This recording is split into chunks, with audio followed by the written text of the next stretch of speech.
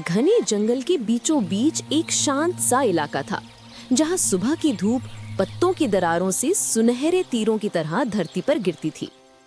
इसी शांत जगह में रहता था खरगोश मोती, तेज, फुर्तीला और बहुत समझदार। उसके पास कोई बड़ा परिवार नहीं था, लेकिन जंगल में सब उसे ईमानदार और भरोसेमंद साथी मानते थे। लेकिन उसी जंगल में एक और जीव रहता था, लोमड़ी रूबी, जिसकी पहचान सिर्फ एक ही थी, चालाकी। वो ताकत में तो बहुत नहीं थी, पर दिमाग उसकी सबसे बड़ी हथियार था। वो अक्सर जंगल के छोटे जानवरों को अपने झांसे में लेकर खाना ढूंढ लेती थी। मोती और रूबी की मुलाकात बहुत कम होती थी, पर रूबी हमेशा मोती को देखकर मन ही मन सोचती, ये खरगोश तेज भी है, तंदुरुस्त भी। अगर एक बार इसे धोखे में ले आई तो कई दिनों का खाना मिल जाएगा। एक दिन जंगल में सूखा सा माहौल था। बारिश कई दिनों से नहीं हुई थी और जानवर अपनी अपनी ओर से खाना ढूंढने में लगे थे। मोती ने सुबह सुबह ताजी घास और पत्ते ढूंढने के लिए नदी के पास जाने का फैसला किया। उधर रूबी दूर से मोती को देख रही थी। उसके मन में तुरंत एक चाल चली, आज नहीं छोड़ेगी रूबी, आज इसे अपने जाल में फंसाकर ही दम लेगी। वो चुपके चुपके मोती के रास्ते में आगे बढ़कर एक झाड़ी के पीछे छिप गई।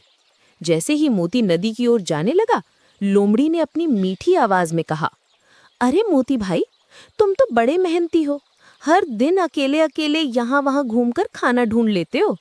क्या मैं तुम्हें एक ऐसी जगह दिखाऊं जहाँ बहुत स्वादिष्ट खाना है?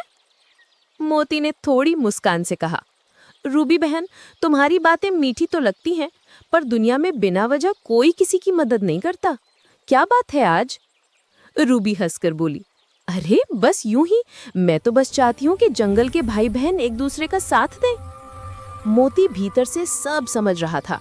उसे पता था कि लोमड़ी की नीयत साफ नहीं है, पर उसने सोचा, अगर इसकी चाल समझ लूं तो जंगल वालों को भी इससे सावधान करा पाऊंगा।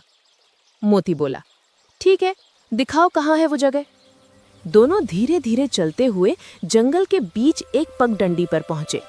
रूबी हौले हौले आगे चल रही थी और मोती उसके हर कदम पर नजर रख रहा था।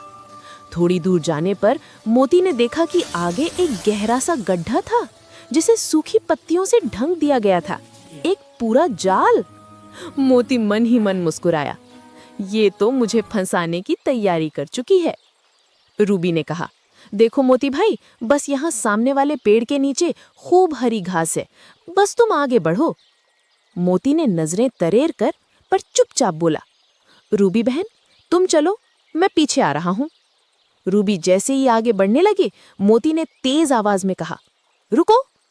रूबी चौंक कर अपनी जगह थम गई।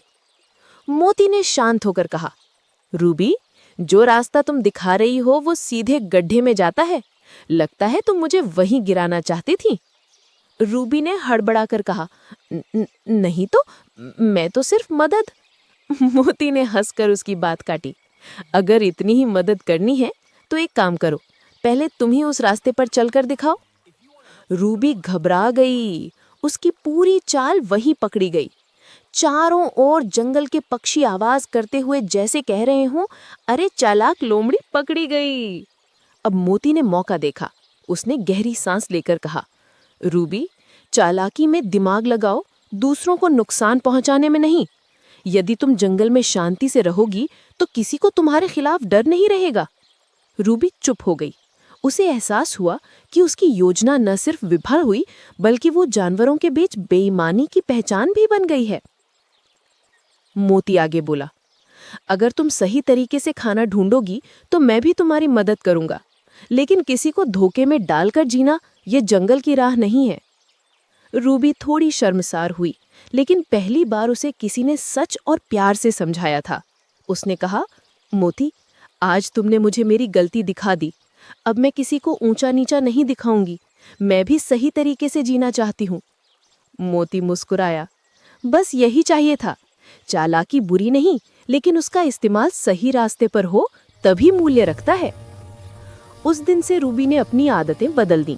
मोती और वो कभी-कभी एक दूसरे की मदद भी करने लगे और जंगल में पहली बार चालाकी को समझदारी में बदलने की मिसाल बनी जिसका श्रेय सिर्फ एक समझदार खरगोश को जाता था।